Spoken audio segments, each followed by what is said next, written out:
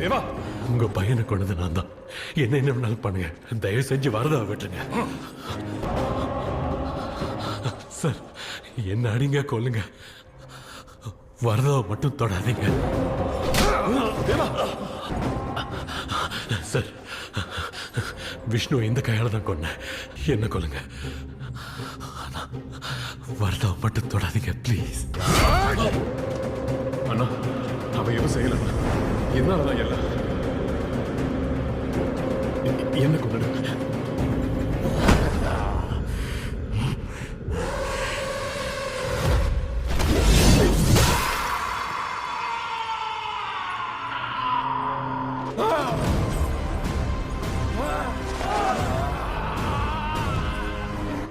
தொடக்கூடாதுன்னு சொன்னலடா, உன்னை யாரும் தொடக்கூடாது.